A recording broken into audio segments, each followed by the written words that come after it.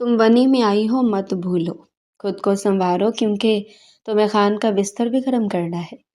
खानज़दा हवेली की मुलाजमा के लहजे में हकारत थी।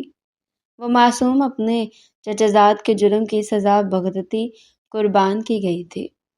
शावर लेने के बाद वो कामती हुई खान के कमरे में गई। जब सामने टॉवल में लिपटे शख्स को देखकर वो उसके सीने से लगी। वली प्लीज़ मुझे बचाएं, वो सिसकी। तुम आज रात मेरी बीवी बनो, मैं बचा लूँगा।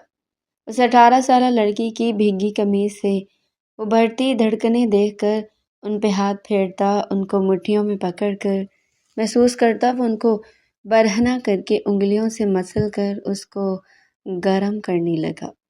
ज़ब्त होते वो इन धड़कनों की उभरी गुलाबी साख्त को अपने लबों।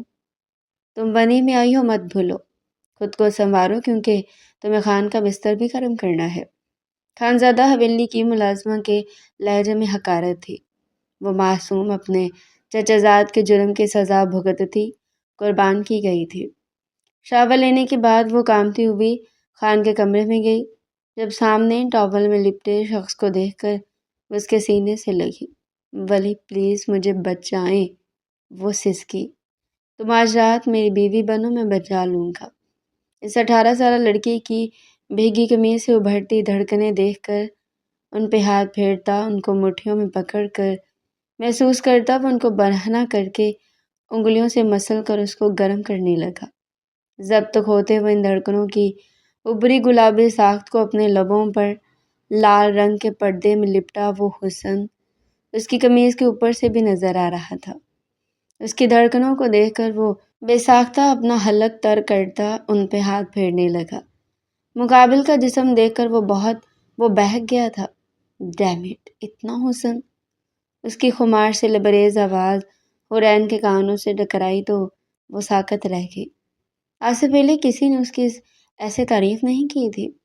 यह मर्द उसकी तारीफ कर रहा था, उसके जिस्म को इस्तेहकाक से देख रहा था। ये सब उसके लिए बिल्कुल नया नया और अलग सा था। वह शर्म से खुद में सिमटती अभी अपने आप को छुपाने वाली थी जब वो अगले पल उसकी कमीज को हल्का सा उठाकर उसकी धड़कनों को अपनी उंगलियों की ओरों से मसलता उसके जिस्म को हिद्दत बख्शने लगा। उसके एकट पे हुरैन की सिसकियाँ कमरे में गूंजने लगी। अगले पल वो उसके बरहना कंधे पे हाथ रखकर अपने नाखून उसके कंधे में चुभाने लगी। उसकी बंद आंखों को देखकर वलीद खान को मज़ीद शय मिली तो वो मज़ीद ज़ोरदार अंदाज से उसकी धड़कनें सहलाता उसकी मदहोश कर देने वाली सिसकियाँ निकलवाने लगा। लुत्फ़ के आखिरी मरहलों पर पहुंचती वो अपनी आंखें गोल गोल घुमाने लगी। उसकी हालत देखता वो अगले ही पल उसको अपने बाजुओं में भरता, कमरे के बेड पे बिस्त पे लिटाता, उस पे साया फिगन हुआ। अगले पल वो उसकी शर्ट को मुकम्मल ऊपर तक उठाता, इस आखिरी पर्दे को हटाता, इस हुस्न को बिना किसी पर्दे के देखने लगा। हुरैन का चेहरा तप कर अंगारा हुआ। वह भी महज 18 साल की थी, मगर शौहर की जानिब से मिलने वाली कुर्बत पे वो चाहकर भी उसे रोक नहीं पा रही थी। अगर वो उसको रोक देती और उसका लहजा बदल जाता तो वो क्या करती? वो उसका शौहर था, उसका हक था। अगर वो ले रहा था तो वो क्यों कर उसको रोकती? वलीद खान उसकी सोचों से बेखबर इस नाजुकी को देखने में मगन था। उसकी आंखें खुमारआलूद थी। आहिस्तगी से अपने हाथों को ऊपर ले जाता और वो इस नाजुकी को अपने दोनों हाथों की मुट्ठियों में भर गया। हुरैन ने गहरी सिसकी भरी। उसके पूरे वजूद में सपार्क उठे थे। वलीद खान के जज्बात आखिरी हदूद पे थे। इन धड़कनों को बिना किसी पर्दे के छूते ही उसके जज्बों में आग लगी और वो उनको मुट्ठियों में भरकर भींचता अचानक से ज़ब्त खोता इस उभरी हुई गुलाबी साख्त को अपने लबों। ये शख्स जिंदा होगा। अगर वो जिंदा था और उसे किडनैप भी कर चुका था। उसकी रग रग में खौफ सरायत कर गया। वो बेहोश हो चुकी थी जब उसका कहका कमरे की जीनत बना। उसके कहके में क्या कुछ नहीं था। नफरत, इंतकाम, बदला, जुनून, नासोर वहशत। ऐसा मत करें मेरे साथ चच्ची जान, मैंने आपका क्या बिगाड़ा है? وہ روتے ہوئے بول رہی تھی جبکہ صحن کے بیچوں بیچ کھڑی وہ عورت چہرے پہ اہنکار سجائے گردن اکڑائے کھڑی تھی۔ جہاں اس حویلی میں لڑکیوں کی پرورش اسی لیے کی جاتی ہے کہ مردوں میں آنے والی مصیبت پہ ان کو قربان کر دیا جائے۔ کیا تم نہیں جانتی یہ رات؟ اس کے جبڑے کو ہاتھ کی گرفت میں لے کر پھنکارتے ہوئے بولی۔ ان کے لہجے میں غصہ تھا، ان کے لہجے میں غرور بھی تھا، جبکہ ان کے لہجے میں ایک شفقت بھی تھی۔ حرین نے بھیگی آنکھوں سے ان کی جانب دیکھا۔ وہ بچپن سے لے کر اب تک اس عورت کے ساتھ وفادار رہی تھی، اور اب وہ عورت اسے دشمنوں کے گھر بھیج رہی تھی، وہ بھی بنی بنا کر۔ بی بی جی، لڑکی کو بلا رہے ہیں، جلدی بھیج دیں۔ ابھی وہ کچھ کہنے والی تھی جب ملازمہ نے اس کی موت کی خبر سنائی۔ وہ روتے ہوئے ان کے پیروں میں گری تھی، مگر مقابل کے چہرے پہ بالکل بھی رحم نہیں تھا۔ ان کا دل پتھر کا تھا، وہ پتھر کے بن چکے تھے۔ ان کو اس کی آہوں، اس کی سسکیوں سے کوئی فرق نہیں پڑ رہا تھا۔ دفعہ ہو جو اب یہاں سے، اور دوبارہ اس حویلی میں اپنی لاش لے کر آنا، سمجھی؟ اس کے چہرے کو اپنی سخت گرفت میں لینے کے بعد ایک جھٹکے سے چھوڑ کر رخ موڑے کھڑی ہو گئی۔ سب نے ترحم بھری نگاہوں سے اس شفاق عورت کو دیکھا تھا، جو اپنے غرور میں اتنی پاگل ہو چکی تھی کہ اس معصوم کی سسکیاں بھی نظر نہیں آ رہی تھی۔ میں اب تو جا رہی ہوں چچی جان، مگر یاد رکھیے گا ایک دن یہی بیٹا آپ سے چھین لیا جائے گا۔ میری بد دعا ہے کہ وہ لڑکا کبھی خوش نہ رہ سکے جس کی وجہ سے آپ میری زندگی برباد کر رہی ہیں۔ میری بد دعا ہے کہ وہ نامرد جو مجھے ڈھال بنا کر اپنی جان بچا رہا ہے، وہ نامرد ایک دن موت سے سامنا کرے گا، وہ زندگی کی بھیک مانگے گا، مگر اسے زندگی نہیں ملے گی۔ سسک سسک کر مرے گا وہ، سسک سسک کر۔ وہ زمین پہ ہاتھ مار مار کر روتے ہوئے ہر آنکھ نم کر گئی۔ اس کی سسکیاں، اس کی چیخیں کسی کے دل میں رحم نہ پیدا کر سکی۔ وہ روتے روتے اچانک سے اٹھی تھی۔ ایک پل میں اس کے چہرے کے تاثرات اس قدر سنجیدہ ہوئے کہ وہ ان سب کو حیران کر گئی۔ جا رہی ہوں، مگر یاد رکھیے گا میری یہ بد دعا آپ کی نسلیں مٹا دے گی۔ میری بد دعا ہے کہ خدا آپ کو سب دے مگر نسل نہ دے۔ ان کے بالکل قریب آ کر کھڑی ہوتی زندگی میں پہلی بار ان کی آنکھوں میں آنکھیں ڈال کے اس قدر مضبوطی سے بولی کہ جہارا خان کا دل لمحے بھر کے لیے کانپا تھا۔ وہ اس لڑکی کی جانب غصے سے دیکھنے لگی، جس کی آنکھوں میں اس وقت وہی غرور تھا جو کچھ دیر پہلے ان کی آنکھوں میں تھا۔ اگلی پل سب نے اس لڑکی کو حویلی کی دہلیز پار کرتے ہوئے دیکھا تھا۔ کئی نگاہیں اس دلربا کے جانب اٹھی تھی جو خود میں بے حد حسن سموئے ہوئی تھی، مگر کیا فائدہ اس حسن کا؟ اسے حسن کی نہیں، نصیب کی ضرورت تھی۔ اس نے کہیں پڑھا تھا کہ کاش خدا حسن کی جگہ بخت دے دیتا۔ آج اسے یہ جملے اپنی روح سے نکلتے محسوس ہوئے۔ کاش اللہ نے اسے حسن کی جگہ بخت دیا ہوتا۔ آج پہلی دفعہ اس کی زبان پہ شکوہ تھا۔ وہ نہیں جانتی تھی اس کا انجام، مگر وہ چاہتی تھی کہ وہ ظالموں کے ہاتھ نہ لگے۔ اس نے ساری زندگی اس حویلی میں بھی سسک سسک کر گزاری تھی۔ وہ مزید ظلم اپنی نازک جان پہ اب نہیں سہ سکتی تھی۔ وہ تھک چکی تھی ان ظالموں کے ظلم سہ سہ کر۔ اسے جینا تھا کچھ دیر، پھر چاہے اسے موت بھی آ جاتی۔ اس کی خواہش تھی مرنے سے پہلے کچھ دن ان حویلی کی دیواروں سے باہر نکل کر آزادی سے جینے کی، مگر نہیں جانتی تھی کہ اس کی خواہش اس طرح پوری ہوگی۔ وہ ایک قید سے نکل کر دوسری ظالم قید میں جا رہی تھی۔ اس کا دل خون کے آنسو رو رہا تھا، مگر وہ خاموش تھی۔ وہ رو کر کیا کرتی؟ کیا اس پہ رحم کر دیا جاتا؟ ہرگز نہیں۔ یہ ظالم اب اس پہ رحم کرنے والے نہیں تھے، تبھی اس نے ان کے سامنے خود کو مضبوط کر لیا تھا۔ وہ ایک انا پرست قبیلے سے تعلق رکھتی تھی، وہ یوں جھک کر جینے والوں میں سے نہیں تھی۔ اس وقت سب لوگ جرگے میں موجود تھے۔ شیر خان، تمہیں اپنے گھر کی لڑکی کو ونی کرنا ہوگا، ورنہ تمہارے بیٹے کی جان لی جائے گی۔ ایک معزز شخص کی آواز نے جرگے کا سکوت توڑا۔ تم سب جانتے ہو کہ میری بیٹی نہیں ہے، مگر میرے گھر میں لڑکیوں کی کمی نہیں ہے۔ میں اپنی بھتیجی کو ونی کرنا چاہوں گا۔ شیر خان کی سخت سپاٹ آواز جرگے میں گونجی تو ہر کسی نے تعجب سے اس مرد کو دیکھا جس نے پہلے بھی اپنے اس بیٹے کے لیے 3 لڑکیاں قربان کی تھی۔ مگر مجھے خون بہا میں بنی نہیں چاہیے، مجھے خون کے بدلے خون چاہیے۔ ولید خان یوسف زئی کی آواز پورے مجمع میں گونجی تو ہر طرف خاموشی چھا گئی۔ میں اپنے بیٹے کی جان نہیں دوں گا، تو میری حویلی سے 10 عورتیں لے جاؤ، میں اف تک نہیں کروں گا، مگر اپنے بیٹے کی جان کسی قیمت پہ نہیں دوں گا۔ شیر خان نے دہاڑتے ہوئے کہا تو ولید یوسف زئی نے آبرو اچکا کر مڑتے ہوئے اس شخص کو دیکھا جو اپنی جگہ پہ بیٹھا دہاڑ رہا تھا۔ مجھے تمہارے لفظوں سے فرق نہیں پڑتا اور یہ چلانے والوں کو تو میں اپنے جوتے کی نوک پہ رکھتا ہوں۔ میری ضد ہے کہ مجھے خون کے بدلے خون چاہیے۔ میرے بھائی کا خون اتنا سستا نہیں ہے کہ میں ایک لڑکی کی اوج بھول جاؤں۔ میں یوسف خان کے خون کا پیاسا ہوں، اپنی پیاس بجھائے بغیر نہیں رہوں گا اور نہ ہی رہنے دوں گا۔ ولید خان یوسف زئی کی سنجیدہ اور ہیبت ناک آواز میں بولے کہ ان لفظوں نے ہر طرف تہلکہ مچا دیا۔ یہ پہلا جرگہ تھا جس میں خون بہا میں خون کے بدلے خون کی ڈیمانڈ کی جا رہی تھی اور وہ مقابل ونی دینے پہ بازد تھا۔ میں عورتوں کو سہارا لے کر دشمنی نہیں نبھاتا شیر خان۔ ولید خان یوسف زئی کو ایسی تربیت ہی نہیں ملی کہ دشمنی کی بھینٹ ایک لڑکی کو چڑھا دے۔ میری غیرت گوارا نہیں کرتی یہ بات۔ میں حیران ہوں، اتنے بغیرت ہونے کے بعد تم زندہ کیسے ہو؟ اب کی بار اس کی آواز میں تعجب تھا۔ شیر خان کا چہرہ مارے سبکی کے سرخ پڑا۔ یہ کل کا آیا لڑکا بڑے جرگے میں ان کی عزت پامال کر رہا تھا، ان کی غیرت پہ انگلی اٹھا رہا تھا۔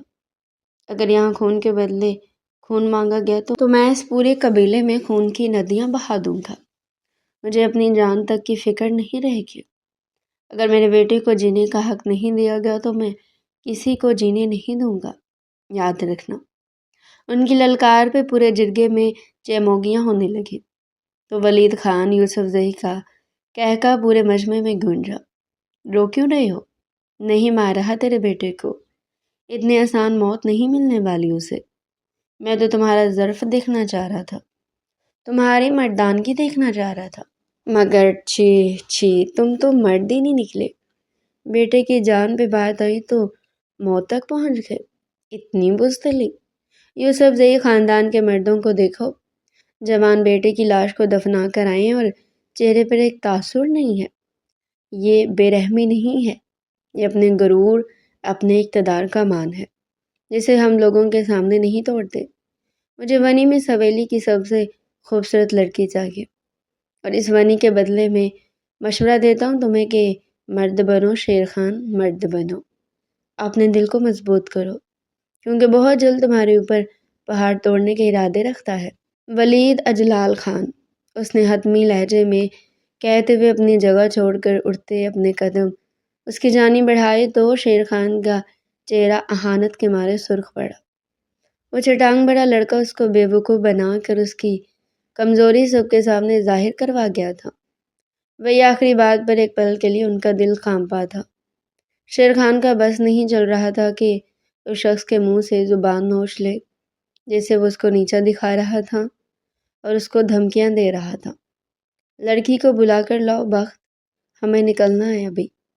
اپنے سب سے قریبی بندے کو وہ آنکھ سے اشارہ کرتا کچھ لفظوں سے اپنی زبان کی بات اس تک پہنچاتے ہوئے بولا تو بخت خان نے سر ہلا کر اپنے قدم باہر کی جانب بڑھائے۔ اس کا ارادہ ان عورتوں کے پاس جانے کا تھا جو حویلی سے ان کے ساتھ آئی تھی۔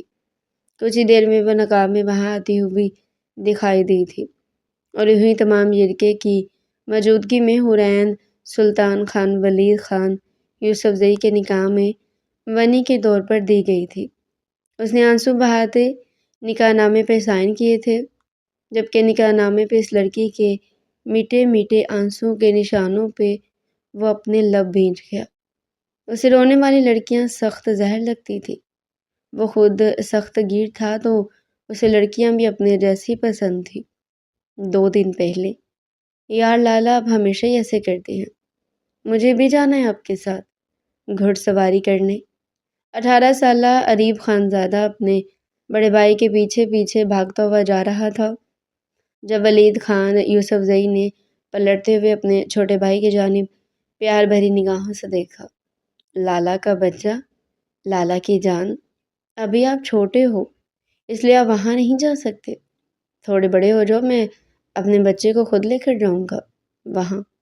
ولید خان نے اس کے بالوں کو ہاتھوں سے بکھیرتے پیار سے کہا تو اس نے منہ بسورا، یا لالا، میں کون سا گھڑ سواری کرنے کا کہہ رہا ہوں، صرف دیکھنے کا ہی تو کہہ رہا ہوں، وہاں بیٹھ کر بس دیکھوں گا، پلیز لے جائیں، پلیز پلیز۔ وہ التجائیں کرنے لگا تو اس نے گہری سانس خارج کرتے گردن کو پیچھے کی جانب ہلکا سا پھینکتے ہار مان لی۔ ٹھیک ہے میرے باپ، چلو، لیکن تم گارڈ کے ساتھ رہو گے، جانتے ہو نا کتنے دشمن ہیں ہمارے۔ وہ اس کے اشارے پہ ہاتھ رکھ کر اسے اپنے ساتھ ساتھ لیے آگے کی جانب بڑھتا جا رہا تھا۔ ان پر ہر اٹھتا قدم حویلی کو ایک نئے دکھ سے دوچار کرنے والا تھا، جسے وہ لوگ ناواقف کہہ کے لگاتے وہاں سے نکلتے چلے گئے۔ یہ دونوں کدھر گئے؟ خانم بی نے حیرت سے پوچھا تو بوا ماں نے پیار سے اس جانب نگاہ دوڑائی جہاں سے وہ دونوں شیر گزر کر گئے تھے، گھڑ سواری کرنے جا رہے تھے۔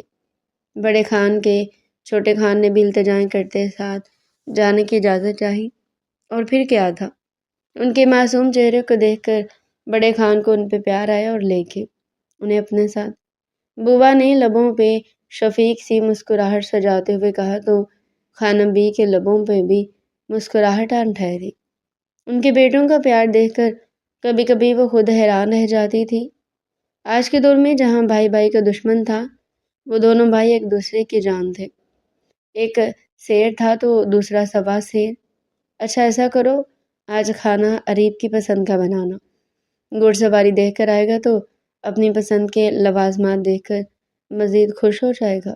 وہ اپنے بچے کو دل میں سوچ کر مسکرا کر تین بوا سے بولا تو انہوں نے دھیمے سے مسکرا کر اسبات میں سر ہلایا۔ یہ تھی یوسف زئی حویلی۔ ڈیرہ غازی خان میں واقع کئی ایکڑ پہ پھیلی یہ حویلی دیکھنے والوں کی آنکھوں میں ستائش ابھارنے کی صلاحیت رکھتی تھی۔ یہ حویلی محبت و اخلاق سے گندھی بے حد لگاؤ سے تعمیر کروائی گئی تھی۔ یہ پٹھانوں کی جدی پشتی حویلی تھی جہاں حال ہی میں ابراہیم خان یوسف زئی کا راج چل رہا تھا۔ وہ اس وقت اس حویلی کے سربراہ تھے جہاں وہ اپنے دو بیٹوں کے ساتھ قیام پذیر تھے۔ یہ ان کی ہی تربیت کا نتیجہ تھا کہ ان کے دونوں بیٹے زندگی کے اس موڑ پر بھی ایک ساتھ تھے۔ یہ حویلی جتنی مثالی تھی، اسے کئی گنا مثالی اس حویلی میں رہنے والوں کی ایک دوسرے سے محبت تھی۔ وہ دشمنوں کے لیے جتنے بھی ظالم تھے، وہ دوستوں کے لیے اتنے ہی شفیق، نرم دل اور رحم دل واقع ہوتے تھے۔ ابراہیم خان کی اہلیہ زرتاج خان یوسف زئی تھی۔ وہ ایک نہایت سلجھی ہوئی خاتون تھی، جبکہ ان دونوں کے دو بچے تھے۔ بڑے بیٹے اجلال خان، جن کی شادی خانم بی کے ساتھ ان کی ماں کی پسند سے ہوئی تھی، ان کے دو بچے تھے۔ بڑا بیٹا ولید اجلال خان جو تقریباً 29 سال کا تھا، جبکہ چھوٹا بیٹا اریب اجلال خان تھا جو لگ بھگ 18 سال کا تھا۔ وہ حویلی کا سب سے لاڈلا اور چھوٹا سپوتر تھا، جسے حویلی میں ہر کام کی اجازت تھی۔ اسے آج تک کسی نے غصے سے دیکھا بھی نہ تھا، وہ جا کے اس پہ روک ٹوک کرنا۔ وہی ان کے دوسرے بیٹے تھے بلال خان۔ بلال خان کی شادی ان کی چچا زاد ذکیہ خان سے ہوئی تھی۔ ان کے بھی دو بچے تھے، بڑا بیٹا صبور اجلال خان جو ولید خان کا ہی ہم عمر تھا، اور چھوٹی بیٹی ہائنہ خان جو تقریباً 22 سال کی دوشیزہ تھی۔ وہ خان حویلی کی اکلوتی بیٹی تھی، مگر پھر بھی اسے وہ سب حق حاصل نہیں تھے جو اریب کو تھے۔ ایسا نہیں تھا کہ اس پہ کوئی پابندیاں تھیں یا وہ کسی قید میں تھی، وہ بالکل آزاد تھی، مگر اس کے لیے کچھ حدود مقرر کی گئی تھی۔ وہی حدودیں جو ہر عزت دار غیرت مند فیملی میں مقرر کی جاتی ہیں۔ اس کے علاوہ وہ ہر طرح سے آزاد تھی۔ وہ سب اس وقت ڈیرہ غازی خان کے کھلے میدان میں جمع تھے۔ یہ وہ جگہ تھی جہاں زندگی میں ہزاروں بار ولید خان یوسف زئی گھڑ سواری کرتا ہوا ہر انسان کو ہرا کر جیت کو اپنے نام کرتا تھا۔ ایسا کبھی ممکن نہیں ہوا تھا کہ وہ اس میدان میں قدم رکھے اور جیت کسی اور کے نام کی ہو؟ اگر وہ یہاں قدم رکھتا تھا تو کھیل شروع ہونے سے پہلے سب جان جاتے تھے کہ جیتنے والا کون ہے۔ اس دفعہ تمہیں جیتنے نہیں دوں گا ولید خان یوسف زئی، اس دفعہ تیری ٹکر پہ آ کر رہوں گا، یہ وعدہ ہے یوسف خان افندی کا۔ دراز قد یوسف نے اس کے قریب آتے اس کو للکارا تھا، جس پہ وہ گردن نیچے کو جھکاتا دلکشی سے کہکا لگا گیا، میں تمکین بھرپور مواقع دوں گا جیتنے کے لیے، بس انہیں ضائع مت کرنا۔ دلکشی سے آنکھوں کو جنبش دے کر وہ اسے نرمی سے جواب دیتا آگے کی جانب بڑھ گیا۔ جب یوسف خان کے دل میں حسد کی آگ جلنے لگی، اس شخص کے چہرے پہ پھیلی یہ مسکراہٹ وہ نوچ دینا چاہتا تھا۔ وہ نہیں جیتنے دینا چاہتا تھا اسے۔ اپنے آدمیوں کو بلاتے وہ انہیں اپنی جانب آنے کا اشارہ کر گیا۔ اس وقت اس کے خاندان سے یہاں کون کون موجود ہے؟ اس نے اپنے سب سے قریبی شخص سے پوچھا تو اس نے سر ہلاتے اس کے تمام دوستوں اور اریب خانزادہ کا نام لیا۔ اریب خان کے نام پہ اس کے لبوں پہ پراسرار مسکراہٹ پھیلی۔ تو شیر خود شکار ہونے آیا ہے؟ وہ بے دہانی میں اسے شیر بول گیا تھا، جس کا اندازہ اسے بھی نہیں تھا۔ دیکھتا ہوں میں بھی کہ آج تو یہ جیت کیسے جیتتا ہے۔ وہ اپنے آدمی کے کان میں کچھ کہتا، پراسرار مسکراہٹ لبوں پہ سجائے یہاں وہاں دیکھتا اپنے گھوڑے کی جانب قدم بڑھا گیا۔ کچھ ہی دیر میں مقابلہ سٹارٹ ہو چکا تھا۔ ہمیشہ کی طرح ولید خان یوسف زئی کا گھوڑا سب سے آخر پہ تھا۔ وہ شروع میں ان سب کو آگے بڑھنے کے بھرپور مواقع دیتا تھا، مگر وہ سب جانتے تھے کہ جب اس کا دماغ اسے سگنل دے گا وہ ان سب کو ہوا کی طرح کاٹتا ہوا آگے نکل جائے گا۔ جب بھی کسی کے بھی دل میں جیتنے کی امنگ نہیں تھی سوائے یوسف خان کے۔ اس کے چہرے پر پھیلی مسکراہٹ ولید خان کو مشکوک سی لگی تھی۔ نہ جانے کیوں اسے اس کی یہ مسکراہٹ ٹھیک نہیں لگ رہی تھی۔ کچھ تو تھا اس مسکراہٹ میں جو سمجھنے سے وہ قاصر تھا۔ اگلے پل اس کی نگاہ اریب کی جانب اٹھی تھی، جو اپنی جگہ پہ بیٹھتا ہاتھ ہلا ہلا کر اسے دیکھ رہا تھا، جبکہ چہرے پر الگ سی قسم کی مسکراہٹ احاطہ کیے ہوئی تھی۔ اس کو یوں خوش ہوتے دیکھ کر وہ بھی ہلکا سا مسکراتا اپنے گھوڑے کی لگام میں کھینچ گیا۔ اس کے گھورنے کی دل دوز آواز پہ وہ سب سمجھ چکے تھے کہ وہ اپنے موڈ میں آ گیا ہے۔ مقابلہ اب شروع ہوا تھا۔ ہمیشہ کی طرح وہ گھوڑے کو ہوا کی تیزی سے دوڑاتا ان سب کو پیچھے چھوڑتا چلا گیا۔ یوسف خان نے قہر برساتی نگاہوں سے اس کی پشت کو دیکھا تھا، جو اسے بھی پیچھے چھوڑ گیا تھا۔ وہ اپنی منزل کے بےحد قریب تھا جب اس کے کانوں میں ایک دل دوز چیخ گونجی۔ اگلے پل اس کے ہاتھ بے جان ہوئے اور اس نے مڑتے ہوئے پیچھے کی جانب دیکھا تھا، جہاں اس کے گارڈز اریب خان کا خون میں لت پت وجود سنبھالنے کو تھے۔ اس کی آنکھیں بے یقینی سے پھیلی۔ وہ ساکت ہوتے دل کے ساتھ اس جانب دیکھتا جا رہا تھا اور پھر اس کی نگاہ یوسف خان کی جانب اٹھی، جو اسی کی جانب مسکرا کر دیکھتا اپنے گھوڑے کو اسے آگے نکال کر لے گیا۔ اور پھر وہ ہوا تھا جو آج تک نہیں ہوا۔ وہ اپنے مقابلے کو باڑ میں جھانکتا اپنے گھوڑے کو گھمائے واپس مڑا تھا۔ زندگی میں پہلی بار وہ یہ ریس ہار گیا تھا۔ دشمنوں نے وار دل پہ کیا تھا اور ایسا کیا تھا کہ اس کی روح تک بلبلا اٹھی تھی۔ وہ ہانپتا کانپتا اریب تک پہنچا تھا، جو اپنی آنکھیں موندے ہوش و حواس سے بیگانہ تھا۔ مر گئے تھے تم سب؟ کہاں تھے؟ کس لیے رکھا تھا تم سب کو منہ اٹھا کر دیکھنے کے لیے؟ اگر میرے بھائی کو کچھ بھی ہوا تو میں تم سب کی جان اپنے ہاتھوں سے لوں گا، یاد رکھنا۔ وہ اریب کا خون میں لت پت وجود لیے گاڑی کی جانب بھاگا، جب وہ سب بھی اس کے پیچھے پیچھے اپنی اپنی گاڑیوں میں سوار ہوتے ہاسپٹل کی جانب بڑھے تھے۔ حویلی میں صف ماتم بچھ چکا تھا۔ وہ اریب خان جس کی خوشی کی خاطر اس کی ماں اس کا پسندیدہ کھانا بنوائے اس کا انتظار کر رہی تھی، اس کے چہرے پہ خوشی کے تاثر دیکھنے کو بے چین ہو رہی تھی۔ وہ واپس آ گیا تھا، مگر ایک لاش کی صورت میں۔ وہ سفید کفن میں لپٹا ایک جوان لڑکا ہر کسی کی روح جھنجھوڑ گیا تھا۔ اس کو گولی لگی تھی اور گولی بھی عین دل کے مقام پہ۔ وہ اپنی کم عمر میں اپنی جان گنوا بیٹھا تھا۔ اس کا ایک شوق، اس کی ایک خواہش اس کی روح کھا گئی تھی۔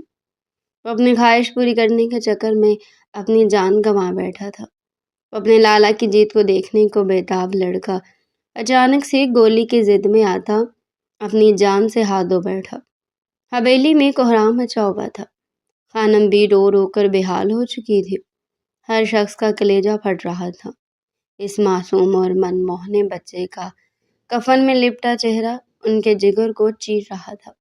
ولید، ولید یہاں ہو، اسے دیکھو، اسے اٹھاؤ نا ولید، یہ تمہاری ہر بات مانتے، اسے اٹھاؤ، اسے بولو کہ اٹھ جائے نا، مورے نے اس کی پسند کا کھانا بنایا ہے۔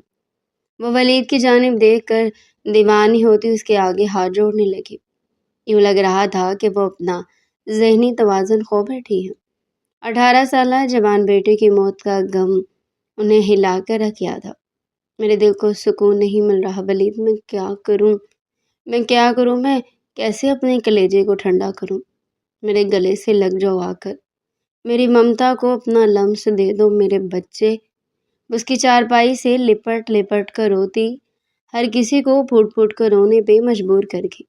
مورے بس کریں، اسے لے کر جانا ہے۔ ولید نے ضبط سے ان کو تھام کر پیچھے کرتے انہیں سنبھالتے ہوئے کہا تو ان کا کلیجہ منہ کو آیا۔ کدھر لے کر جانا ہے ولید؟ وہ بچہ ہے، اسے کہاں لے کر جا رہے ہو؟ وہ کیسے رہے گا ہمارے بغیر؟ اس کا چہرہ تو دیکھو ولید، میرے بچے کا چہرہ تو دیکھو، اس من موہنے چہرے کو کیسے دفناؤ گے تم؟ اس چہرے پر مٹی کیسے ڈالو گے؟ ولید تمہارے ہاتھ کیوں نہیں کام رہے؟ تمہاری ٹانگوں سے جان کیوں نہیں نکل رہی؟ تم کیسے سہ رہے ہو یہ دکھ؟ تمہارا بازو چلا گیا ولید۔ اس کو زور زور سے جھنجھوڑتی اسے رونے پہ مجبور کر گئی۔ اونچا لمبا مرد اپنی ماں کے گلے لگتا پھوٹ پھوٹ کر رو دیا۔ وہاں حشر سا سماں برپا تھا۔ ہر کوئی ان ماں بیٹے کے جانب دیکھتا اپنے کلیجوں کو پھٹتا محسوس کر رہا تھا۔ کچھ دیر ان کے گلے سے لگ کر اپنے آنسو بہانے کے بعد وہ اپنا چہرہ ان کے کندھے سے رگڑ کر صاف کرتا وہاں سے اٹھا تھا۔ اس میں ہمت نہیں رہی تھی وہاں رہنے کی۔ وہ اپنے بھائی کی میت کو کندھا بھی نہ دے سکا۔ مورے سے ہی کہہ رہی تھی، وہ کیسے ڈال سکتا تھا اس چہرے پر مٹی، جس چہرے کو دیکھ کر اس کی صبح ہوتی تھی؟ وہ اس کی جان تھا، جس کے بغیر اس کا سب کچھ ادھورا ہو گیا تھا۔ اس کی آنکھوں کے سامنے یوسف کا چہرہ آیا۔ تمہیں جیتنا تھا تو تم مجھ سے میری جیت مانگ لیتے یوسف، مگر میری جیت کو اپنے نام بنانے کے لیے بہت بڑی قیمت لگائی ہے تم نے۔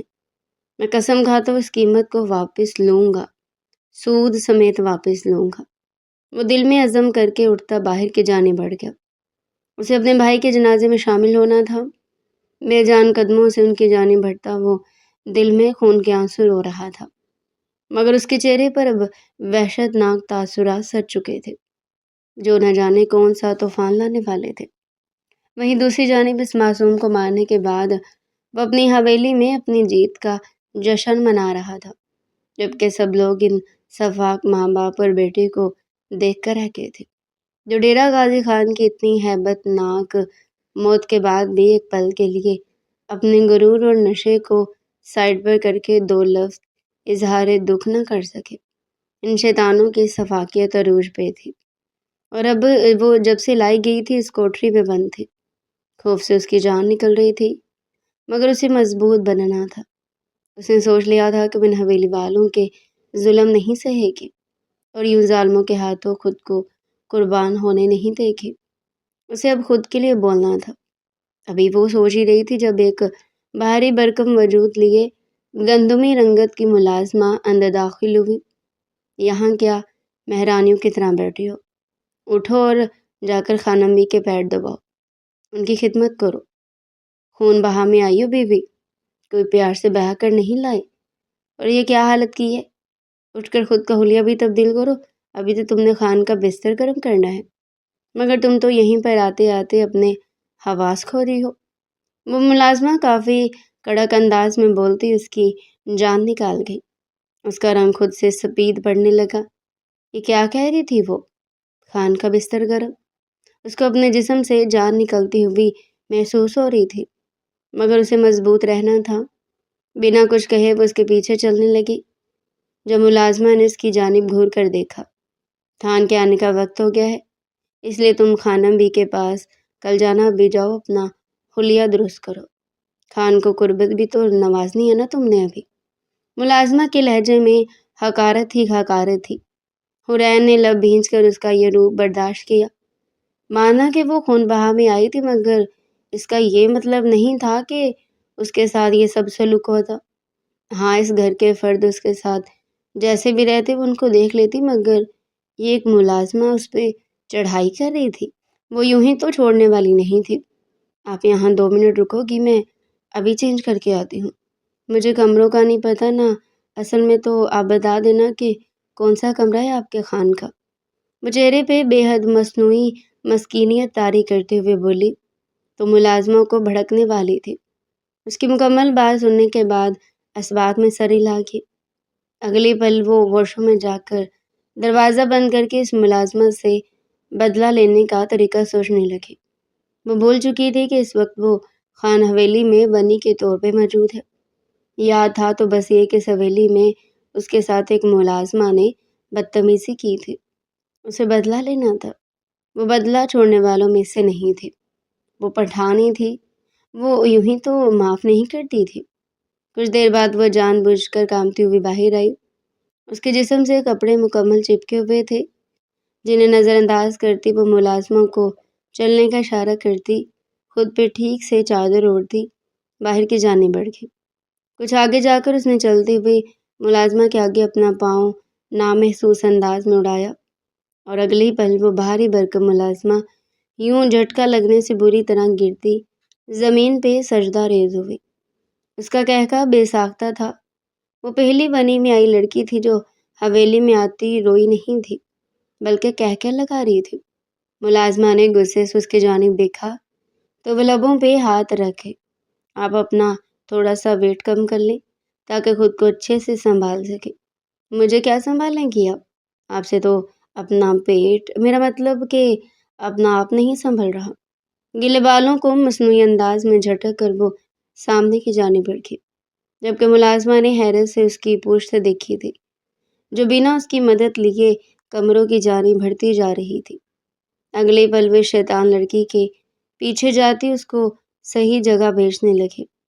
وہ نہیں چاہتی تھی کہ وہ اس لڑکی کی وجہ سے کسی کی نظر میں بری بنے، تبھی وہ اسے بعد میں بدلہ لینے کا سوچتی اپنے قدم اس کے پیچھے بڑھا گئی۔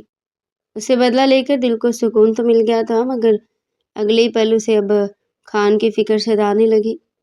بے ساختہ آنکھیں نم ہو گئی۔ کون ہوگا یہ خان؟ کاش کوئی ہینڈسم سا لڑکا ہو، گزارا کر لوں گی۔ ولید نام سے تو ہینڈسم ہی لگ رہا تھا، مگر شکل اور نام میں بہت فرق ہوتا ہے۔ وہ سوچ چکی تھی کہ اگر وہ ڈرے گی تو ڈرایا جائے گا، ظلم سہے گی تو ظلم کی حقدار بنے گی۔ جب بھی اس نے سوچ لیا تھا کہ وہ ان حویلی والوں کے دلوں میں اپنی جگہ بنائے گی، نکاح تو ہو ہی گیا تھا، تو پھر کیوں نہ اس رشتے کو دل سے نبھایا جائے۔ مگر وہ قبول کریں گے اسے یا نہیں، اس بات سے وہ ناواقف تھی۔ خانم بھی تمہاری جان لینے والی ہے، یاد رکھنا، سارے ارمان پورے کر دینا خان کے، کیونکہ دوبارہ یہ قربت نصیب نہیں ہوگی۔ پیچھے سے آتی اسی ملازمہ نے اس کی سوچوں میں خلل ڈالا تو اس کی آنکھیں حیرت سے پھیلی۔ کیا وہ واقعی مرنے والی تھی؟ اس کا سر بے اختیار نفی میں ہلا۔ اگلی پل وہ روتی ہوئی کانپتے جسم کے ساتھ ولید خان کے روم میں انٹر ہو چکی تھی۔ واش روم سے نکلتا ولید اس وقت صرف ٹاول میں تھا، جب وہ اپنے سامنے کھڑے وجود کو دیکھ کر ایک جھٹکے میں اس کے سینے لگتی اس کو سٹل کر گئی۔ ولید مجھے بچائیں پلیز، وہ سسکتے ہوئے بولی تو اگلی پل وہ اسے خود سے دور دھکیل گیا۔ یہ کیا حرکت تھی؟ وہ دہاڑا جب وہ سہم کر 2 قدم پیچھے ہٹی۔ اس کو سہمتے دیکھ وہ نرم پڑا۔ وہ جانتا تھا اس لڑکی کا کوئی قصور نہیں ہے، اور یہ لڑکی اس حویلی میں ظلم و ستم کا شکار ہوتی رہی ہے۔ اس نے نکاح کے فوراً بعد اس کی ساری معلومات نکلوائی تھی، اور تبھی وہ سوچ چکا تھا کہ وہ اس لڑکی پہ ظلم نہیں کرے گا، نہ ہونے دے گا، کیونکہ قصور اس کا نہیں، اس کے چچا زاد کا تھا۔ کس سے بچانا ہے؟ اس کے قریب آ کر اس کے چہرے سے چادر ہٹا کر پوچھنے لگا۔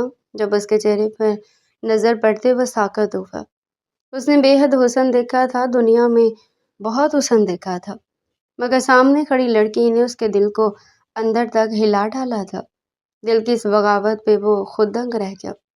آپ کی مورے مجھے مارنا چاہتی ہے، وہ روتے ہوئے بول رہی تھی جب ولید کے ماتھے پہ بل پڑے۔ ایسا کب ہوا تھا؟ اس کے گھر کا ہر فرد اس ونی والی بات کے خلاف تھا۔ وہ ونی نہیں لینا چاہتے تھے کیونکہ وہ رحم دل تھے۔ وہ جانتے تھے کہ ونی میں آئی لڑکی کے ساتھ وہ کچھ نہیں کر سکتے تھے کیونکہ وہ بیچاری تو بے قصور تھی۔ وہ ناحق کسی کو سزا نہیں دیتے تھے۔ مگر اس کے منہ سے یہ بات سن کر وہ حیران ہوا تھا۔ کس نے کہا کہ وہ تمہیں مارنا چاہتی ہیں؟ وہ آبرو چکا کر پوچھنے لگا تو اس نے اپنے آنسو پونچھے۔ وہ موٹی گینڈی ملازمہ نے، اس نے ناک کو سکیڑ کر سسکتے ہوئے کہا تو اس کے موٹی اور گینڈی کہنے پر اس کی آنکھیں باہر کو ابلی۔ ٹھیک ہے، بچا لوں گا مگر میری ایک شرط ہے۔ اس کے کان کے قریب جھک کر بولا تو اس نے حیرت سے اس کی جانب دیکھا۔ کیسی شرط؟ وہ سوالیہ انداز میں پوچھنے لگی تو ولید خان اس کے کان کی لو کو اپنے دانتوں میں پکڑ کر باہر کی طرف کو کھینچتا اس کو سسکنے پہ مجبور کر گیا۔ آج رات میری بیوی بن جاؤ، مجھے میرے حق دے دو تو تمہیں کوئی کچھ نہیں کہے گا۔ وہ کندھے اچکا کر گویا ہوا تو اس کی آنکھیں حیرت سے پھیلی، گال بے ساختہ سرخ ہو گئے تھے۔ اس کی ذومعنی بات کا مطلب سمجھ گئی تھی۔ آپ پاگل ہیں؟ وہ لڑکھڑائے ہوئے لہجے میں بولی تو اس کے لب و لہجے کو دیکھ کر وہ بہکتا ہوا اس کے وجود سے چادر ہٹا گیا۔ اگلی پل اس کے سامنے مقابل کا مومی وجود تھا۔ اس کی بھیگی شرٹ مکمل جسم کے ساتھ چپکی اس کے باہری خد و خال واضح کر رہی تھی۔ لال رنگ کے پردے میں لپٹا وہ حسن اس کی قمیض کے اوپر سے بھی نظر آ رہا تھا۔ اس کی دھڑکنوں کو دیکھ کر وہ بے ساختہ اپنا حلق تر کرتا ان پہ ہاتھ پھیرنے لگا۔ مقابل کا جسم دیکھ کر وہ بہک گیا تھا۔ ڈیم اٹ، اتنا حسن! اس کی خمار سے لبریز آواز حورین کے کانوں میں ٹکرائی تو وہ ساکت رہ گئی۔ آج سے پہلے کسی نے اس کی ایسے تعریف نہیں کی تھی۔ یہ مرد اس کی تعریف کر رہا تھا، اس کے جسم کو استحقاق سے دیکھ رہا تھا۔ یہ سب اس کے لیے بالکل نیا اور الگ سا تھا۔ وہ شرم سے خود میں سمٹتی ابھی اپنے آپ کو چھپانے والی تھی جب وہ اگلے پل اس کی قمیض کو ہلکا سا اٹھا کر اس کی دھڑکنوں کو اپنی انگلیوں کی پوروں سے مسلتا اس کے جسم کو حدت بخشنے لگا۔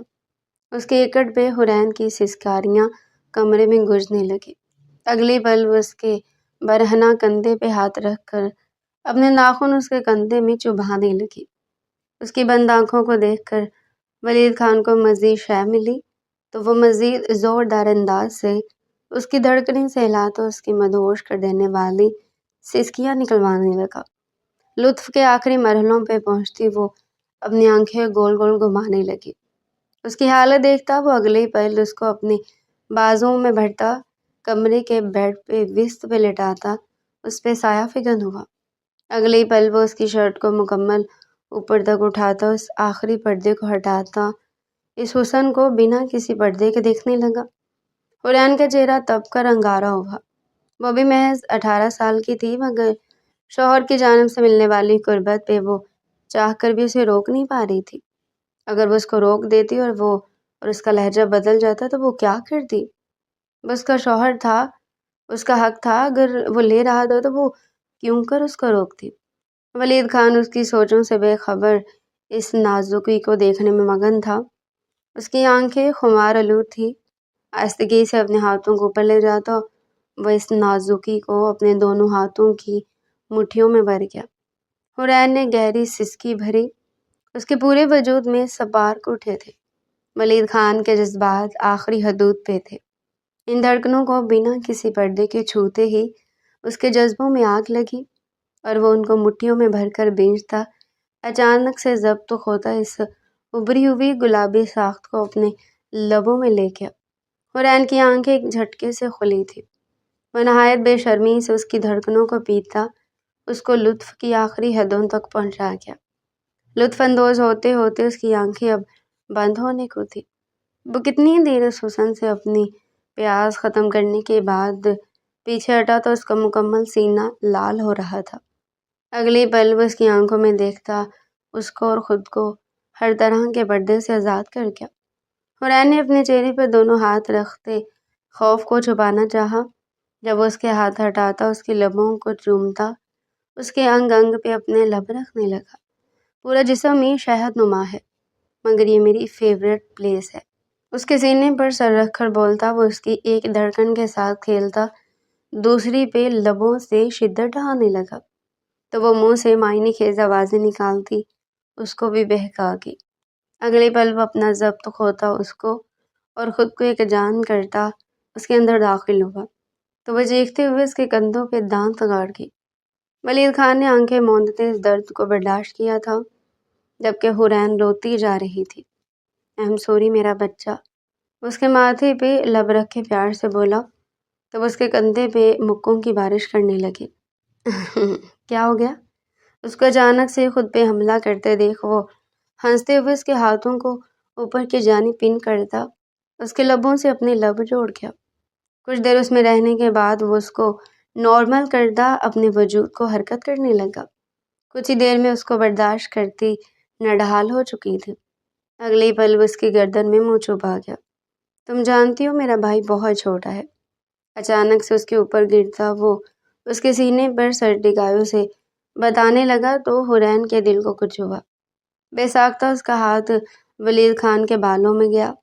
وہ اپنی نازک انگلیوں سے اس کے بالوں کو سہلاتی اس کو سکون پیش آنے لگی۔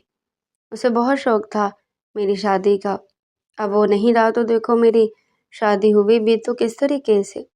اسے میرے بچوں کا بھی بہت شوق تھا۔ تم جانتی ہو میں اپنے بیٹے کا نام اریب ولید خان رکھوں گا، تاکہ میرا بھائی میرے بیٹے کے روپ میں میرے سامنے رہے۔ اس کی کمی ہمیشہ محسوس ہوگی۔ میرے اندر ایک خلا ہے جسے میں کبھی نہیں بھر سکتا۔ یہ صرف اس کی موجودگی سے ہی ممکن ہے، مگر اب وہ نہیں آئے گا۔ جانتی ہوں میں گھوڑوں کو چھوڑ چکا ہوں، کیونکہ ان کی وجہ سے میں نے اپنے بھائی کو کھو دیا۔ نہ میں گھڑ سوار ہوتا، نہ میری جیت کے چرچے ہوتے، اور نہ ہی وہ ظلم کی بھینٹ چڑھتا۔ وہ روتے ہوئے بول رہا تھا، اس کی آواز مکمل بھیگی ہوئی تھی۔ اس لڑکی کے جسم سے سکون لینے کے بعد وہ اسے اپنا کر دکھ بتا گیا تھا۔ حورین کو اپنا کلیجہ پھٹتا ہوا محسوس ہو رہا تھا۔ وہ سمجھتی تھی کہ اسے بڑا مظلوم دنیا میں کوئی نہیں ہے، مگر وہ غلط سمجھتی تھی۔ ولید کی حالت دیکھ کر اسے اپنا غم بالکل بھی غم نہ لگا۔ نہ جانے کب وہ اس کے ساتھ باتیں کرتا کرتا سو گیا تھا، اسے اندازہ ہی نہ ہو سکا۔ کچھ پل اس کے دلکش چہرے کو دیکھنے کے بعد وہ اس کی آنکھوں پہ لب رکھے۔ یہ آپ کا پہلا اور آخری رونا تھا ولی، اب میں آپ کو رونے نہیں دوں گی۔ اس کے گال پہ ہاتھ رکھ کر محبت سے بولی، تو وہ خوشگوار حیرت لیے آنکھیں کھول گیا۔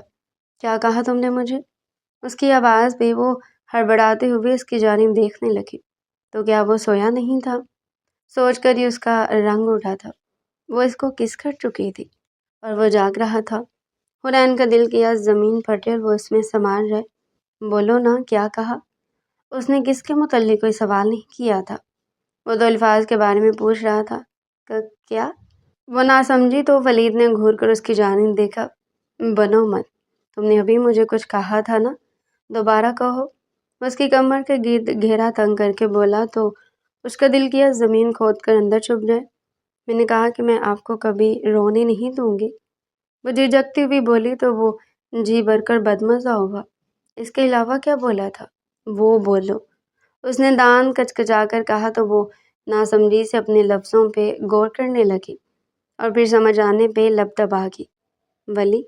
اس کا انداز سوالیہ تھا۔ جب اگلی پل وہ خوشی سے اس کے لبوں کو چومتا، ایک دفعہ پھر سے اسے اپنے حصار میں لے گیا۔ یہ نام لے کے تم ایک دفعہ پھر سے میرے جذبات جگا چکی ہو۔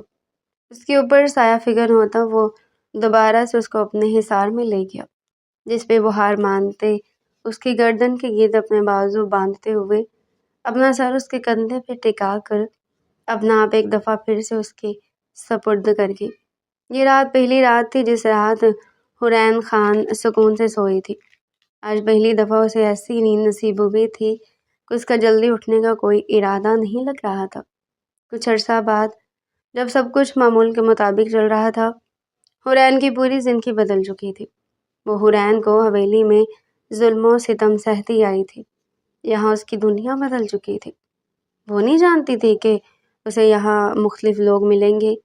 اگر اسے علم ہوتا کہ اسے ایسا سسرال ملے گا تو وہ کبھی بھی اس دن جہاں آرا خان کے پیروں میں نہ پڑتی۔ وہ جب بھی اس وقت کو یاد کرتی تھی تو خود کو کوستی تھی، بھلا کیا ضرورت تھی اس عورت کے قدموں میں گر کر معافی مانگنے کی؟ آخر یہ عورت چیز ہی کیا تھی؟ اس کی حویلی میں کبھی سکون نہیں ملا تھا، پھر بھی وہ اس کے قدموں میں جھک گئی تھی، مگر اس کا غرور نہیں ٹوٹا تھا۔ شکر ہے تمہارے غرور کی وجہ سے میرا تو بھلا ہوا۔ یہ اس کی اکثریت میں بولے جانے والے الفاظ تھے، جس میں ولید بس اور نفی میں ہلا کر رہ جاتا تھا۔ بوا کیا کہہ رہی تھی آپ؟ وہ کچن میں آئی تو بوا کو کھانا بناتے دیکھ پوچھنے لگی۔ بڑے خان آ گئے ہیں نا، تو بس ان کے لیے کھانا بنا رہی ہوں۔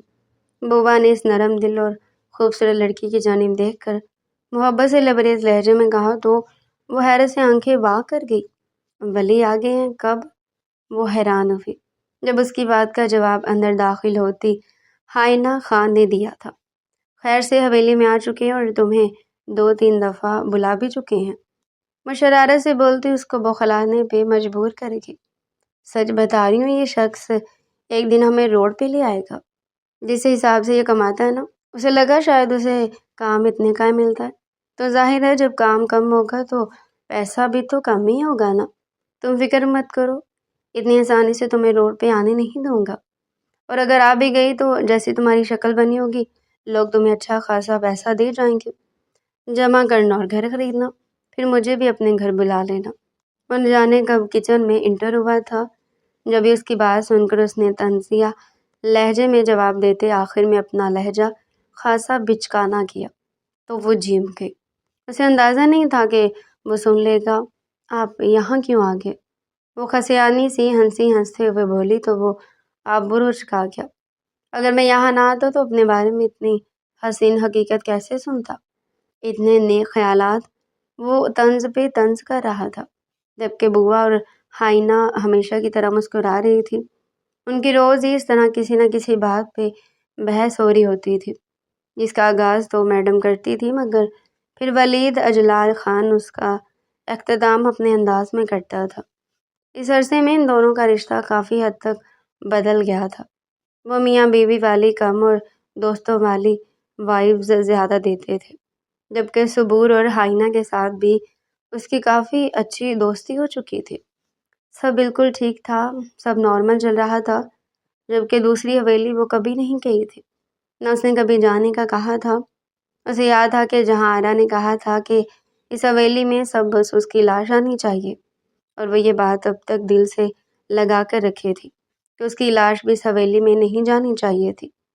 رہی بات یوسف کی، تو اس کی بھی شادی ہونے والی تھی، مگر اس کے اوپر ہونے والی مصیبتوں نے اس کے کئی رشتے توڑوا دیے تھے۔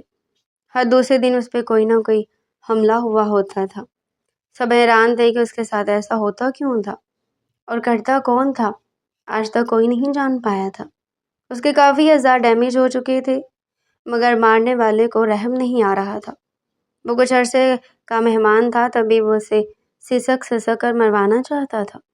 وہ اسے سسکتے ہوئے دیکھنا چاہتا تھا، اسے تڑپ کر مرتے دیکھنا چاہتا تھا۔ جب وہ سسکتا تھا تو ولید خان کے کانوں میں سکون کی لہر اترتی تھی۔ کئی بار شیر خان اس کی دہلیز پہ آ چکا تھا کہ وہ جانتا تھا کہ سب اس کے بیٹے کے ساتھ یہی کر رہا ہے، مگر ولید خان نے اسے ملنے سے انکار کر دیا تھا۔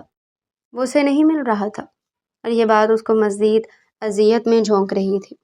اس کا بیٹا راتوں کو روتا تھا، تڑپتا تھا، مگر کوئی اس کی مدد کرنے والا نہ تھا۔ وہ پولیس کی ہیلپ بھی نہیں لے سکتے تھے، کیونکہ مقابل یہ محض شک تھا، کوئی ثبوت ہاتھ لگا ہی نہیں تھا جس سے وہ مقابل پر اپنا شک ظاہر کر سکتے اور اپنے شک کو یقین میں بدل سکتے۔ یوں ہی دن گزرتے جا رہے تھے، جبکہ رفتہ رفتہ یوسف خان موت کی جانب بڑھتا جا رہا تھا۔ وہ اس قدر اذیت کا شکار بن چکا تھا کہ وہ خود اپنی موت کی دعائیں مانگتا تھا، مگر موت اس پہ رحم نہیں کھا رہی تھی۔ جہاں آرا خان کو اس لڑکی کی بد دعائیں یاد آتی تھی، انہیں یقین آ گیا تھا کہ ان کے بیٹے کو اس لڑکی کی بد دعائیں لگی ہیں۔ جہاں آرا خان اس کے قدموں میں گری اسے معافی مانگ رہی تھی، مگر وہ بنا اس پہ رحم کھائے مسلسل نفی کے اشارے کر رہا تھا، جبکہ حورین جیسی نرم دل لڑکی کے دل کو کچھ ہوا۔ اگلی پل وہ انہیں اٹھا کر اپنے سامنے لے آئی۔ اگر آپ کے بیٹے کو نقصان ہماری وجہ سے پہنچ رہا ہے تو میں وعدہ کرتی ہوں آج کے بعد آپ کے بیٹے کو کوئی نقصان نہیں پہنچے گا۔ وہ جھلی لڑکی کی وعدہ دیتے ہوئے اپنے شوہر پر سے نظریں ہٹا گئی تھی۔ اگر وہ اس کی جانب دیکھ لیتی تو یقیناً اتنا بڑا فیصلہ نہ لیتی۔ یہ عورت آج اس کا غرور مٹ چکا تھا۔ اس کی اولاد نے اس کے غرور کو توڑ ڈالا تھا۔ وہ عورت جس نے لڑکیوں پہ کبھی رحم نہیں کیا تھا، جنہوں نے اس لڑکی کو اپنے بیٹے کی جان کے بدلے قربان کیا تھا، آج بھی ان کا بیٹا اسی لڑکی کی بدولت محفوظ ہوا تھا۔ وقت نے ان کو مار گرایا تھا۔ وقت ان کو اس لڑکی کے قدموں میں لے آیا تھا جو کبھی ان کے قدموں میں گری تھی۔ آپ میری بات کیوں نہیں سمجھ رہے؟ وہ روحان سے لہجے میں بولی تو ولید نے رخ بدلا۔ ٹھیک، سمجھ گیا ہوں، تم جاؤ یہاں سے، مجھے بات نہیں کرنی۔ دیکھیں، آپ نے اب تک اسے مرنے کے مقام پہ لا چھوڑا ہے، بہت جلد مر جائے گا۔ ایک مرے ہوئے انسان کو کیوں مار کر اپنے ہاتھوں کو اس کے گندے خون سے رنگنا چاہتے ہیں؟ اس کے گال پہ ہاتھ رکھ کر پوچھنے لگی تو اس کا دل حلق میں اٹکا۔ وہ اتنی گہری باتیں کرتی تھی کہ وہ نہ چاہتے ہوئے بھی اس کی باتوں میں آ جاتا تھا۔ پھر اب کیا چاہتی ہو تم؟ وہ اسے پوچھنے لگا جو محبت پاش نگاہوں سے اس کی جانب دیکھ رہی تھی۔ یہی کہ اس کا معاملہ اللہ کے سپرد کر دیا جائے۔ اب آپ ظالم نہیں بنیں گے، اب آپ اس پہ ظلم نہیں کریں گے۔ اللہ بہتر انتقام لینے والا ہے۔ اس کے سر کے بالوں کو ہاتھ سے سنوارتی محبت سے اسے سمجھانے لگی تو اس کے گلے سے لگتا سکون سے آنکھیں موند گیا۔ یہ لڑکی اس کے دل کا سکون تھی، قرار دے دیتی تھی۔ یہ لڑکی نعمت تھی، رب کی جانب سے دیا گیا ایک تحفہ تھی۔ کچھ عرصے بعد وہ ایک بند کمرے میں بیٹھی کب سے دروازہ کھٹکھٹائے جا رہی تھی، مگر کھولنے والا کوئی بھی نہیں تھا۔ کوئی ہے؟ دروازہ کھولو پلیز، کوئی ہے؟ وہ روتے ہوئے کب سے دروازہ پیٹ رہی تھی مگر کوئی بھی نہیں تھا۔ وہ 2 دن سے یہاں قید تھی مگر وہ نہیں جانتی تھی کہ یہ کون سی جگہ ہے، اسے کون لایا ہے۔ وہ تو لائبریری سے بکس خرید رہی تھی جب اچانک کوئی اسے کڈنیپ کر کے لے آیا۔ اس نے اب تک کڈنیپر کو نہیں دیکھا تھا۔ جب کچھ ہی دیر میں دروازہ کھلا اور کوئی اندر آیا تھا۔ تم؟ اس کی آنکھیں حیرت سے پھٹی کی پھٹی رہ گئی۔ اسے یقین نہیں آیا تھا کہ وہ زندہ ہے۔ کوئی نہیں کہہ سکتا تھا کہ یہ شخص زندہ ہوگا۔ وہ زندہ تھا مگر وہ کیسے زندہ تھا؟ اور وہ اسے کڈنیپ بھی کر چکا تھا۔ اس کی رگ رگ میں خوف سرایت کر گیا۔ وہ سپید پڑتی مقابل کے حسین مگر منحوس چہرے کو دیکھ کر بے ہوش ہو چکی تھی، جبکہ اگلے پل اس کا کہکا کمرے کی زینت بنا۔ اس کے کہکے میں کیا کچھ نہیں تھا؟ نفرت، انتقام، بدلہ، جنون، ناسور، وحشت، سب کچھ تھا۔ اس کہکے میں اگر نہیں تھی تو محبت، عقیدت، نرمی، اور وہ اس وجود کی جانب بڑھتا اور شعور دلانے لگا۔ مگر وہ ہوش میں نہیں آ رہی تھی۔ اس کے گال کو تھپکتا وہ اس کو جھنجھوڑنے لگا مگر مقابل کے سر پر اس کا خوف اس قدر حاوی تھا کہ وہ اپنی آنکھیں کھول ہی نہیں پا رہی تھی۔ یہ تھی انتقام عشق کی داستان جو یہاں ختم ہوئی تھی، مگر کہانی ابھی ختم نہیں ہوئی، ابھی انتقام جنون باقی ہے۔ ابھی تو جنون کی راہوں پہ سوار ہونے والے اس مرد کی کہانی باقی ہے جو اپنے جنون میں پاگل ہوتا نہ جانے کتنی زندگیاں برباد کر دے گا۔ اگر جنون کا یہ سفر پڑھنا چاہتے ہیں آپ تو سب اس کہانی پر اپنا پیار دکھائیں، جتنا زیادہ ہو سکے پیار دکھائیں۔ ویوز کے حساب سے لائک کمنٹ ہونے چاہیے۔ اگر آپ نے اچھے لائکس اور کمنٹس کا ٹارگٹ پورا کر دیا تو انتقام جنون آپ کو پڑھنے کو ضرور ملے گا، مگر اگر آپ لوگ ناکام رہے تو یہ کہانی یہیں اس پہلے پہ اینڈ سمجھیں۔ اب فیصلہ آپ سب کے ہاتھ میں ہے۔